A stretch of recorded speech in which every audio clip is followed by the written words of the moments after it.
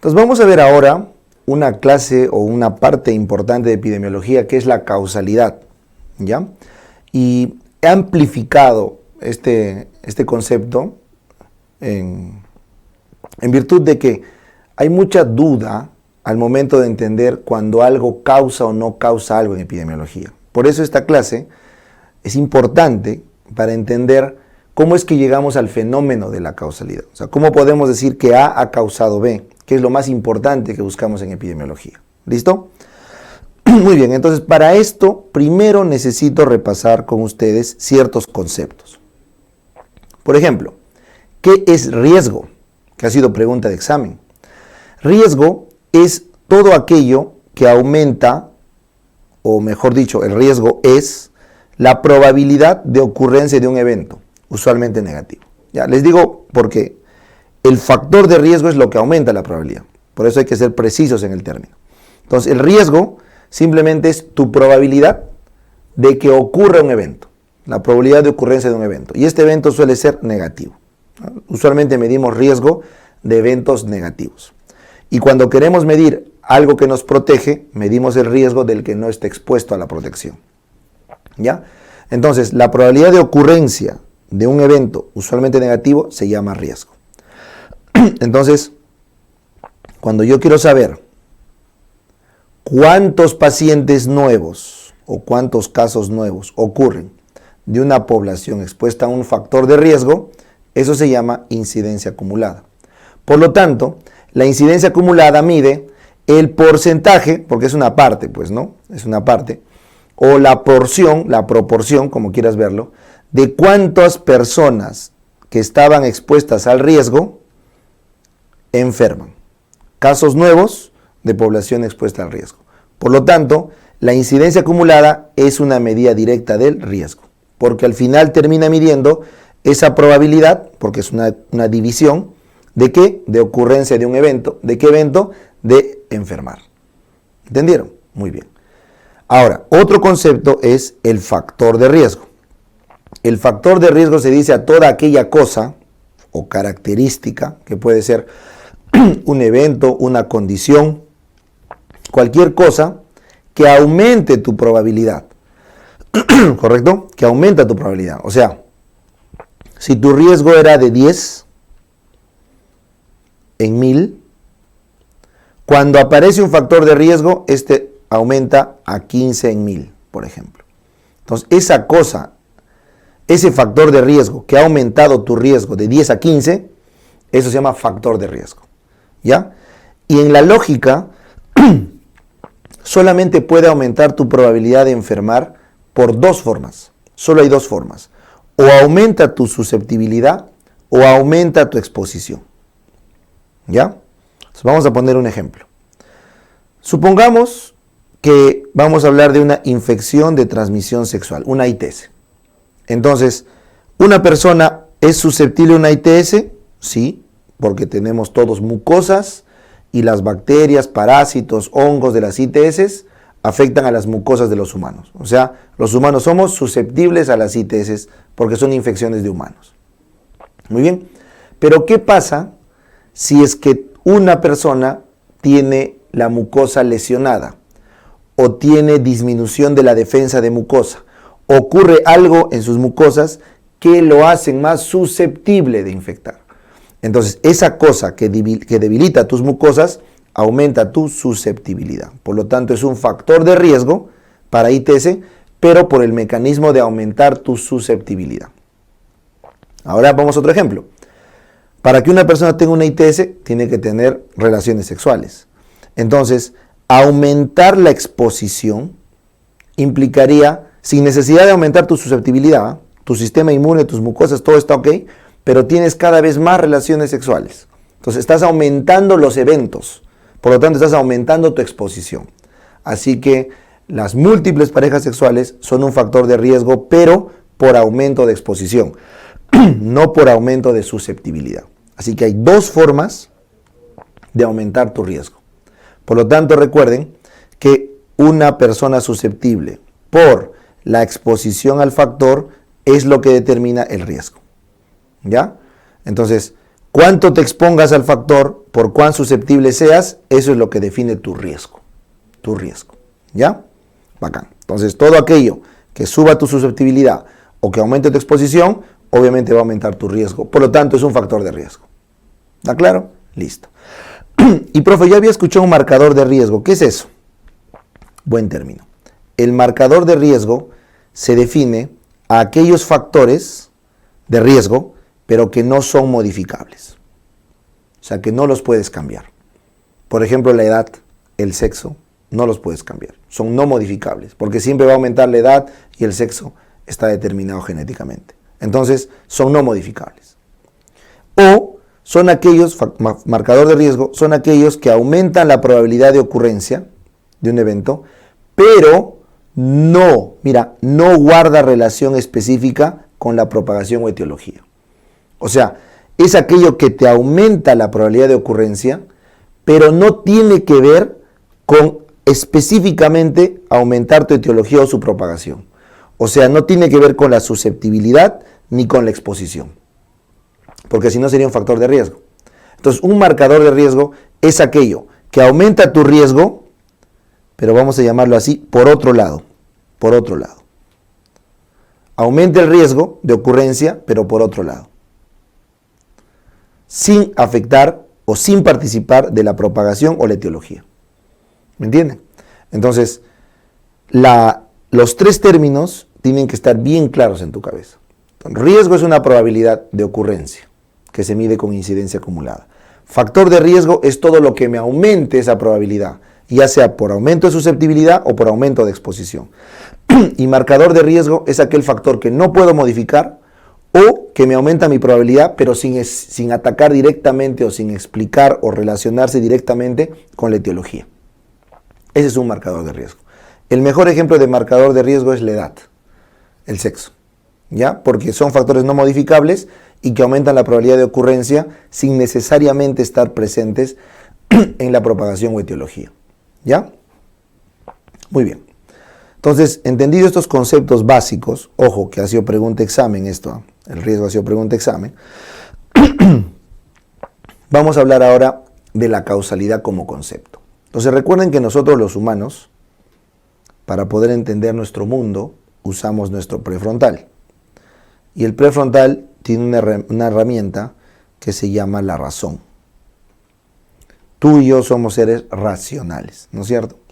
Dentro de la razón existe el concepto de causalidad, donde el cerebro trata de entender que si hay B, ¿correcto? Entonces algo causó ese B. O sea, el cerebro trata de entender por qué las cosas ocurren. Entonces, eso se llama causalidad. Aquella relación que se establece entre una causa y un efecto. Y nuestro cerebro, a través de la razón, trata de entender esta causalidad. Obviamente, esta razón va a evolucionar. Para muchas personas, basta con decir que el mundo es como es porque lo dice Dios. Ese es un tipo de causalidad. Y otras personas tienen que llegar a la última respuesta. Entonces, el concepto de causalidad es parte de la filosofía. Por eso les voy a hacer rapidito una evolución de cuáles eran las corrientes filosóficas sobre causalidad. Entonces nos remontamos a la antigüedad. Tales de Mileto. Tales de Mileto decía que hay causas inmediatas. Por ejemplo, tú agarras, te caes de un abismo y te mueres por el golpe. Pero hay causas esenciales que están por debajo de eso. En este caso podría ser la gravedad, ¿no es cierto? La gravedad. O de repente que al momento de golpearte se interrumpe el flujo sanguíneo, pues sí se va la circulación. O sea, para tales hay una causa inmediata que ocurre algo, pero detrás hay una causa esencial que lo explica. Muy bien, vamos con Aristóteles.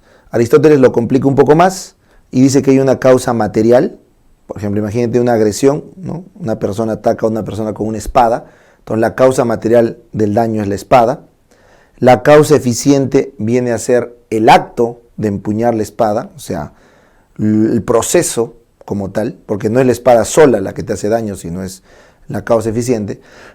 Y la causa formal vendría a ser ese deseo de la persona o quien sea que haya motivado al procedimiento. Y detrás de eso todavía hay una causa final que a veces no se llega a saber, que es la que explica todo. Entonces, estos conceptos, como ves, son antiguos, pero ya hay un indicio de querer encontrar el orden de las causas. O sea, como te vas dando cuenta, hay una serie de gradiente entre la causa original y el efecto. Y en el camino hay varios tipos de causas. ¿Ya? Es un ensayo filosófico. Leibniz dice que la causa es un principio del ser. O sea, nuestro ser no puede existir sin la causalidad. Por lo tanto, tratar de entender la causalidad es tan profundo como entender el ser mismo. David Hume dice que la causalidad solo puede ser expresión de leyes científicas. Y acá es donde ya nos acercamos a la medicina. Para Hume, la causalidad solo se puede explicar con la ciencia. Si no, no. ¿Ya? Luego viene Immanuel Kant, que dice que la causalidad es un a priori para el conocimiento racional, ya que todo cambio tiene una causa. O sea, para Kant, absolutamente todo lo que conocemos tiene que ser explicado por una causa. Es una condición a priori. Para que algo sea racional, es que tiene que haber sido causal. ¿Ya? Eso es un poquito más elevado. Y finalmente viene Russell con Rosenbluth, que dicen que la causalidad es circular. Por lo tanto, desaparece cuando madura el conocimiento sobre las leyes y sus relaciones funcionales. A ver, profe, ¿cómo es eso? Para Russell, una persona que comprende todas las leyes y las interacciones que hay entre ellas no puede hablar de causa, porque todo es circular. O sea, todo obedece a algo que ya está previamente establecido. Por lo tanto, hablar de causalidad es un absurdo. ¿Por qué? Porque si A causa B, luego por alguna otra ley B va a causar C, y por alguna otra ley C va a causar A, porque todo está integrado. Entonces, si tú me dices que todo el universo está integrado por una teoría de cuerdas, todo se explica con las leyes de la mecánica cuántica, entonces todo lo que ocurre es porque tiene que ser. No hay una causa inicial. O sea, no hay un Dios que dice, a partir de acá, corre la causa en forma lineal, sino simplemente todo es de forma circular porque siempre fue así. Entonces, si te das cuenta, hemos evolucionado a un criterio de causalidad que implica que todo ocurre porque tiene que ocurrir. Entonces es interesante. Por eso nosotros en medicina más o menos nos hemos quedado por acá, ¿no? En la causalidad según David Hume, donde todo tiene que ser explicado científicamente.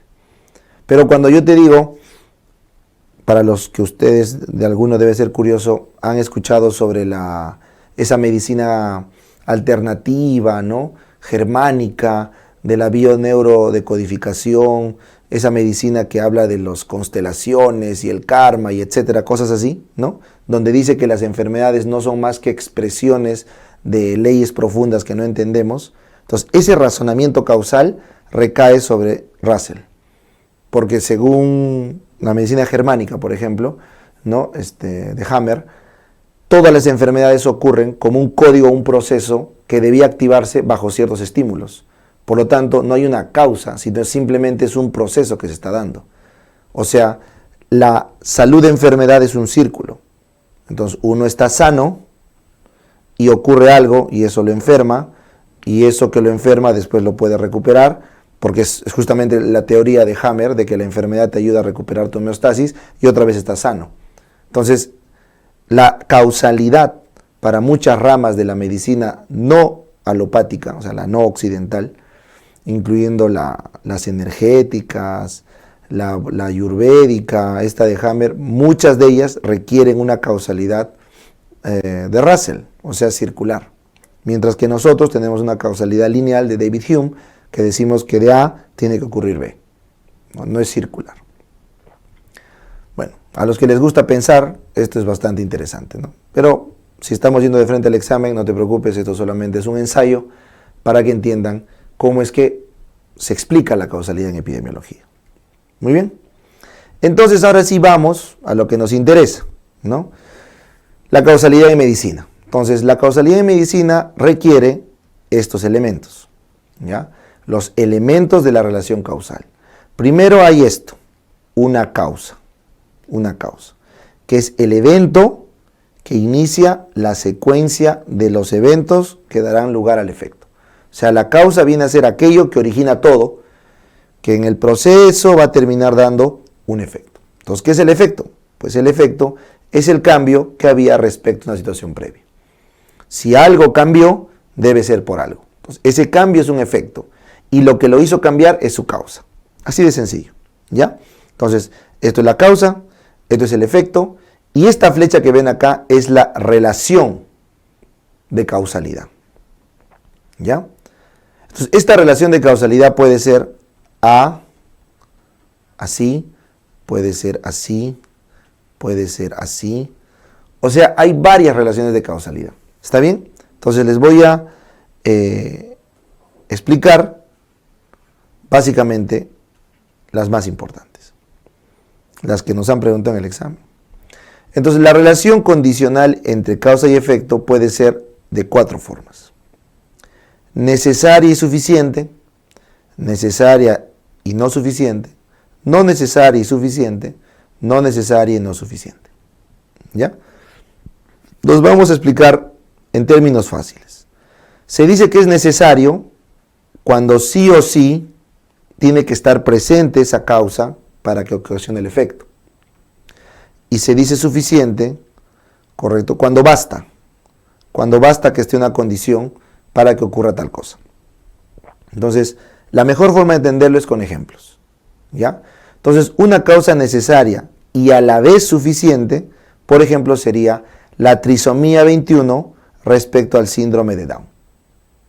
Entonces, ¿es necesario que haya una trisomía 21 para tener un síndrome de Down? Sí, es necesario, tiene que estar. Sin trisomía 21 no hay Down. ¿Y es suficiente? O sea, ¿basta con que esté la trisomía para hacer Down? Sí, porque todos los Down van a inevitablemente ocurrir con una trisomía 21. Entonces, la relación lógica, para los que les gusta la lógica, es la siguiente. Si A, si trisomía, entonces B, entonces síndrome de Down. Y a la vez, I, significa que va la otra condición, si B, o sea, si síndrome de Down, entonces tenía que haber trisomía. Va de regreso. Esa es una causa necesaria y suficiente. Necesaria y suficiente. ¿Ya? Muy bien.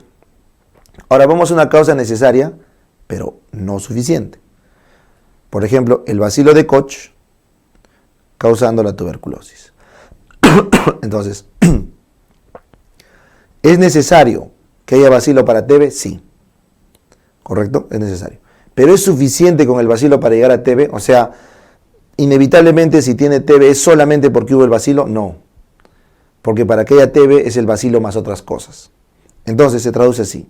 Si A, si bacilo, entonces puede haber tuberculosis como que no puede haber tuberculosis. ¿Ya? Si bacilo, puede como no puede haber tuberculosis. Pero si tuberculosis, la B, entonces tenía que haber bacilo. Porque no puede haber tuberculosis sin bacilo de Koch. Entonces el bacilo es una causa necesaria, tiene que estar, pero no es suficiente para que ocurra el evento. ¿Ya? Hay otras causas que se añaden. Muy bien. Ahora vamos con la otra. No necesaria, pero suficiente. O sea, quiere decir que con que existe esta causa, basta para que al efecto, pero ese efecto no necesariamente va a ocurrir con esa causa. Por ejemplo, si hay radiación, entonces va a haber una malformación. Pero no todas las malformaciones se deben a radiaciones. ¿Cómo se entiende eso, profe? Si A, si radiación, entonces B, malformación. Lo obvio, si hay radiación, hay malformación. Esa es una causa suficiente. Basta con la radiación para que haya malformación. Pero, si B, si hay malformación, entonces A, puede haber una radiación de base o no A, puede que no sea por radiación y sea una malformación por otra cosa. O sea, no es necesario que haya una radiación para una malformación. No puede haber malformaciones congénitas, genéticas, traumáticas, lo que fuera. ¿Listo? Bacán. Entonces, esto que están viendo acá está bien limitado en la medicina. Por ejemplo, la causa necesaria y suficiente básicamente se reduce a los problemas genéticos y algunas infecciones muy fuertes. La necesaria no suficiente es la mayoría de infecciones. Y la no necesaria suficiente son pues casos raros. lo que más tenemos en la medicina, y por eso lo he marcado acá bien claro, es la no necesaria no suficiente. O sea, si A, por ejemplo, si tabaco, entonces infarto o no infarto. Si alguien fuma, puede haber infarto o no infarto. Y a la inversa, si hay infarto, entonces puede fumar como no fumar. Una persona infartada puede tener o no antecedente de tabaquismo. Y una persona que fuma puede tener o no un infarto. Entonces ninguno se relaciona. Y lamentablemente, esta es la relación causal más frecuente de las enfermedades crónico-degenerativas. Y es justamente lo que vamos a tratar de explicar, ¿ya? ¿Y con qué vamos a tratar de explicar? Lo vamos a tratar de explicar con los criterios de Bradford-Hill. Porque Bradford-Hill ha creado sus criterios justamente para las relaciones no necesarias no suficientes, ¿ya? Porque las infecciones se explican como causa necesaria no suficiente, ¿ya? Muy bien. Ahora recuerden, toda relación causal tiene que tener 3 condiciones básicas en la lógica. Primero, temporalidad. O sea, la causa tiene que ocurrir antes y el efecto tiene que ocurrir después de una línea de tiempo. ¿Está claro? Temporalidad. Si tú no puedes demostrar la temporalidad, entonces no hay causa. 2, tiene que haber dirección. O sea, la causa que viene antes origina el efecto y no al revés. O sea, tiene que haber una dirección de la causa hacia el efecto. Y tercero, tiene que haber una asociación. O sea, se tiene que calcular numéricamente cuán asociado está esa causa. ¿Ya? Esos son los mínimos componentes de una relación causal. Que para Bradford-Hill sería la temporalidad, la especificidad y la fuerza de asociación. ¿Ya? Muy bien. Entonces, según esto que hemos analizado, se han creado 2 modelos, como les digo, de causalidad. El modelo de Koch-Henle, que es el modelo de infecciones, y el modelo de Austin-Bradford-Hill, que es para enfermedades degenerativas. En el modelo de Koch-Henle para infecciones, yo tengo que demostrar que el bacilo o el bicho, lo que fuera, causa la enfermedad, la infección. ¿Y eso cómo se demuestra?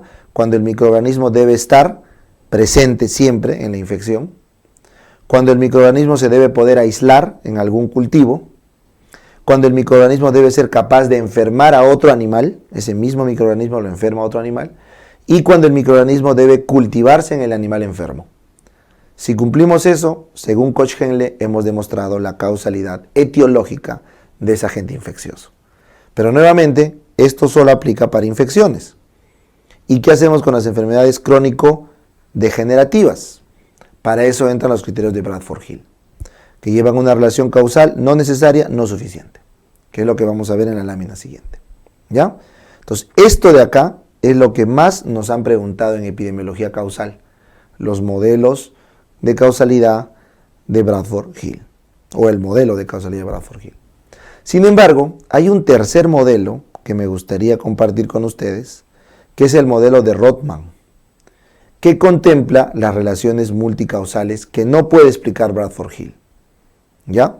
Entonces imagínense, esto que ven de la A a la E son una serie de factores que cuando se combinan generan una causa suficiente. Por ejemplo, el A vamos a poner que es, vamos a poner un ejemplo, predisposición genética, ¿ya? Predisposición genética. Y el B va a ser tabaco, el C dislipidemia, el D diabetes mellitus y el E va a ser hipertensión.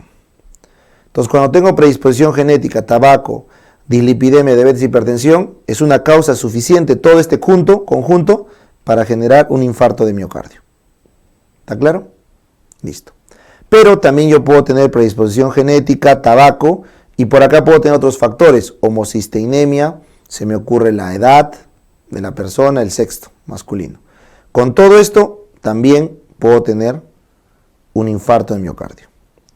Y finalmente, predisposición genética, ¿cuál era la C? Dislipidemia, que era la F, hiperhomocisteinemia. La I, bueno, vamos a ponerle, no sé, HDL bajo, se me ocurre, estoy hablando en voz alta, y vamos a poner acá sedentarismo, la J. Estos juntos también me hacen un infarto de miocardio. Entonces, date cuenta, para el modelo de Rotham, ninguna causa es superflua. O sea, todas las causas están participando de alguna forma del efecto. Segundo, no es necesario la especificidad, porque como te das cuenta, para el efecto estás combinando diferentes causas. O sea, no tienes que ser específico que una sola cosa causa algo. ¿Ya? Tercero, una causa componente, mira, causa componente es la B, tabaquismo, está presente, pero solamente en dos fuerzas causales. O sea, una causa componente puede ser parte de varias causas suficientes. Habíamos quedado que la causa suficiente era la combinación de varios factores, ¿no es cierto? De varias causas. Entonces, estos varios factores o causas componentes generan una causa suficiente. Entonces, la causa componente puede ser parte de varias causas suficientes para el mismo efecto. Y solo se llama causa necesaria cuando tiene que ser parte de todas las suficientes. O sea, como te das cuenta, lo que sería una causa necesaria para el infarto es el componente genético. El componente genético vendría a ser una causa necesaria, porque está presente en todas las causas suficientes. ¿Ven? Finalmente, una causa componente puede ser parte de varias causas suficientes para diferentes efectos.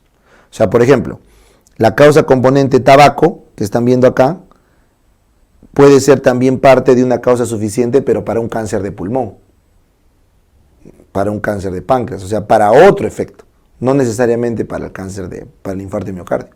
Y es lo que vemos, ¿no? Y finalmente, dos causas componentes tienen interacción biológica solamente cuando no pueden actuar separadas. O sea, por ejemplo, si tú me dices que la genética no puede actuar separado del tabaco para un efecto del corazón, entonces decimos que estas dos son causas con interacción biológica. Cuando por separadas no pueden generar el efecto que generan juntas. ¿Ya? Muy bien, entonces este modelo de Rotham es un modelo mucho más sólido para entender las enfermedades multifactoriales, que son las degenerativas.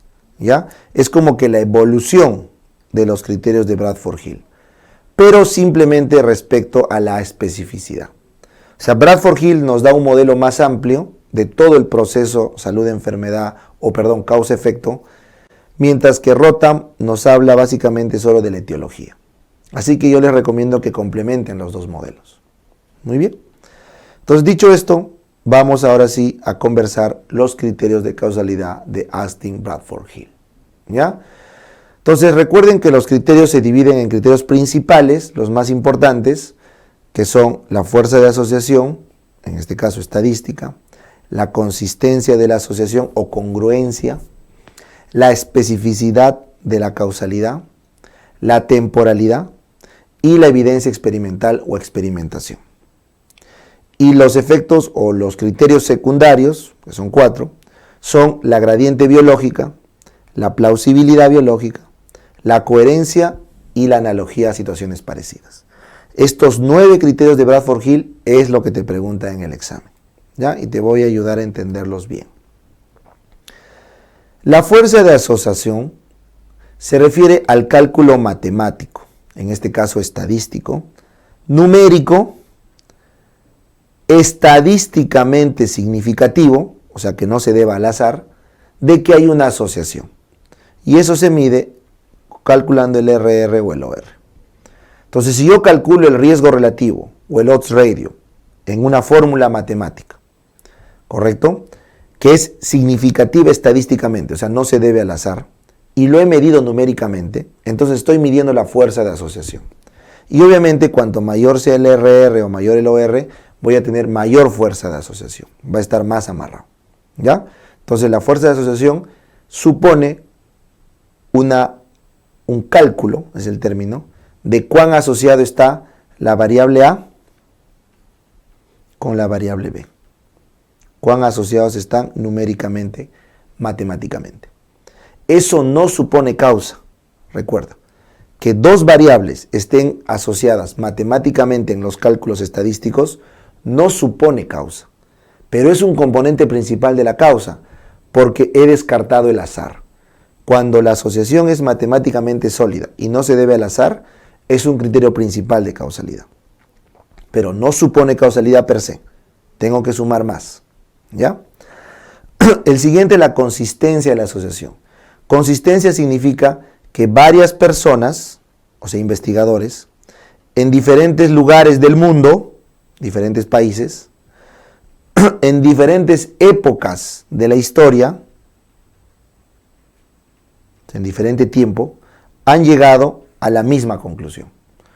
O sea, los investigadores de hace 30 años con los de ahora llegan a las mismas conclusiones respecto al infarto de miocardio, causado por el tabaco, por ejemplo. Eso es una consistencia de asociación. Y eso en la medicina es posible gracias a las revisiones sistemáticas.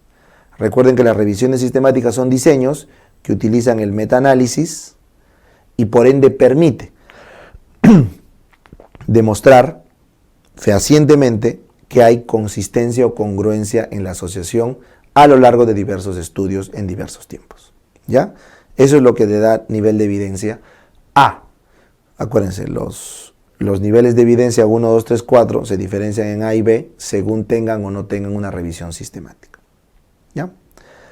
Muy bien, especificidad de la causa. Especificidad de la causa. ¿Qué significa? Significa que deberíamos aislar todas las variables confusoras y quedarnos solamente con una, que sería la que explica el efecto. Entonces la especificidad lo que dice es que para que yo esté más seguro de que A causa B, debería aislarlo de los confusores y solamente crear un modelo donde A genere B. ¿Ya? Eso es la causa, la especificidad de la causa. ¿Y eso cómo se consigue, profe? Hay grados. El grado más básico para la especificidad es cuando tú haces un pareamiento. Un pareamiento, o sea, agarras un grupo expuesto y agarras un grupo no expuesto. ¿No es cierto? O mejor dicho, el término sería así, pues, ¿no? Agarras un grupo expuesto a la variable A y un grupo no expuesto a la variable A. Y le haces seguimiento en el tiempo o le haces preguntas en el pasado. Has hecho pareamiento. La otra opción es que elijas al azar a los sujetos, eliges al azar a los sujetos y voluntariamente le asignas a uno la variable y al otro no. Eso se llama experimentación. La experimentación también permite aumentar la especificidad. Pero si tú has asignado la variable a dedo, entonces no ha sido una asignación aleatoria, entonces no eres tan específico. Pero si por A o B, tú para asignar a qué grupo le vas a exponer o no la causa, has utilizado el azar, o sea, por ejemplo, por azar le ha caído el A acá y a él no, entonces eso lo hace un experimento verdadero, más específico todavía. ¿Ya? Entonces el orden de especificidad viene casos y controles, cohortes, experimentos falsos, experimentos verdaderos. El caso control solo hace pareamiento, nada más, pero partiendo del efecto. La cohorte hace un pareamiento, pero partiendo de la causa. Controla la causa. El experimento no hace pareamientos, lo que hace es asigna la variable causal a voluntad, que puede ser usando o no usando el azar. Si no usa el azar es falso, si usa el azar es verdadero. Entonces, el experimento verdadero es el máximo grado de especificidad, porque he eliminado todas las variables confusoras al asignar aleatoriamente los grupos. ¿Ya? Muy bien. Temporalidad. Temporalidad supone, como les dije, que la causa anteceda en el tiempo al efecto. Y eso solo es posible en estudios longitudinales, como las cohortes o los experimentos. Un estudio se llama longitudinal cuando sigue en el tiempo, hay una linealidad del tiempo. Por lo tanto, hay una causa antes y un efecto después en una línea de tiempo. ¿Ya? Dicho sea de paso, la temporalidad es el criterio más importante de Bradford Hill. La temporalidad. Porque es el que más se puede cumplir en todos los diseños. ¿Ya? Siempre y cuando sean cohortes o experimentales. Muy bien. Y la evidencia experimental significa que vas a manipular manipular la variable independiente o causa. Lo que les dije. Si tú asignas a voluntad a un grupo en la causa y al otro no, estás haciendo una experimentación. Ojo, experimentar ayuda a la especificidad, pero no es lo único que consigue especificidad. Por lo tanto, está separado. O sea, yo aumento mi especificidad cuando hago un experimento, sí. Pero puedo hacer una cohorte o un caso control sin experimentar, igual estoy aumentando la especificidad un poquito. Pero evidencia experimental supone que yo puedo experimentar con una causa. Entonces, ese es el orden, chicos, de la causalidad de Bradford-Hill. Por lo tanto, cuando tú tienes un casos y controles, una cohorte, un experimento, entonces en el caso, vamos a poner acá, tienes especificidad, tienes temporalidad, tienes experimentación, ¿ya? Porque la fuerza de asociación, eso lo puedes calcular en todos, ¿no? Acá calculas el OR, acá el RR y acá el RR. Entonces eso es matemática, ¿no? Y la consistencia, tú puedes hacer una revisión sistemática de todos. Entonces, ahí no hay tanta diferencia. La diferencia de los diseños está en los otros. Entonces, cuando yo hago un caso control, tengo una especificidad como 1, pero la cohorte, como parte del efecto de la causa, entonces puedo controlarla mejor, es más específico. Pero el experimento, como yo puedo manipular la variable y asignarla aleatoriamente a los grupos, tengo mucha más especificidad. ¿Ya? En el caso control no tengo temporalidad. No tengo, porque no sigue una línea de tiempo. La cohorte sí tiene temporalidad, igual que el experimento. Y finalmente, en el único que puede experimentar o manipular la variable es en el experimento. Entonces, por eso te das cuenta que el nivel de evidencia es 1, 2 y 3, porque cumple más criterios de Bradford-Hill el experimento. ¿Ya? Muy bien. Ahora vamos a los criterios secundarios. Los criterios se llaman secundarios porque son de apoyo, apoyan a los criterios principales. Por ejemplo, gradiente biológica dosis-respuesta.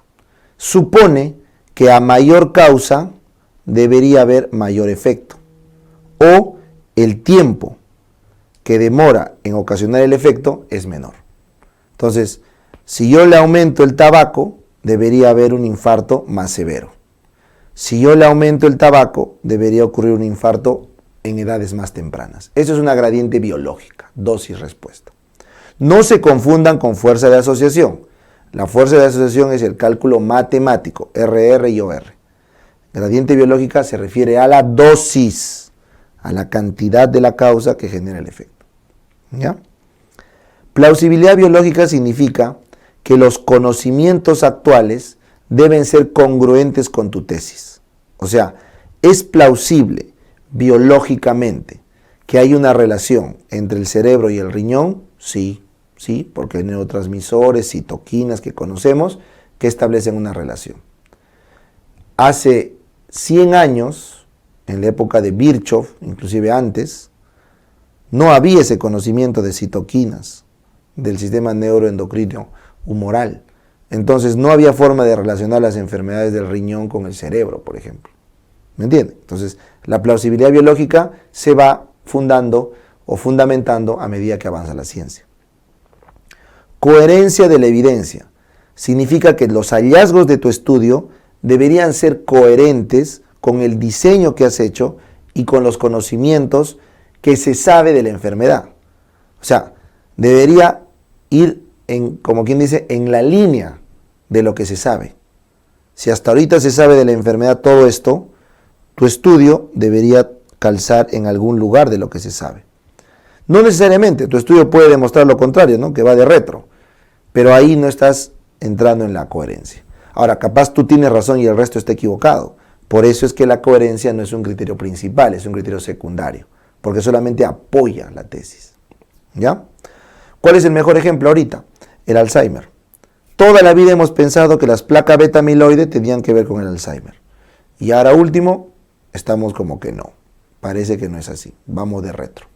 ¿Se dan cuenta? Muy bien.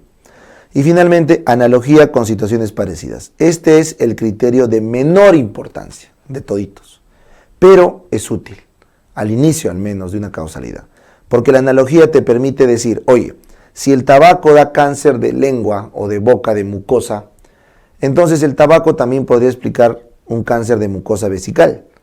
Entonces el tabaco, por analogía, puedes tratar de argumentar que genera cánceres de otras mucosas. Solo por analogía, porque causa cáncer en otra mucosa.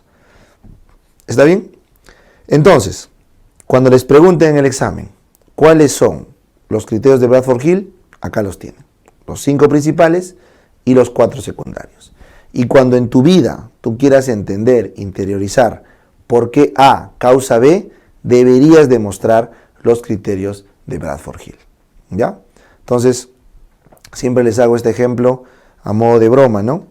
Toda la vida tu mamá te dice, cuando te resfrías, ¿no? Te has resfriado.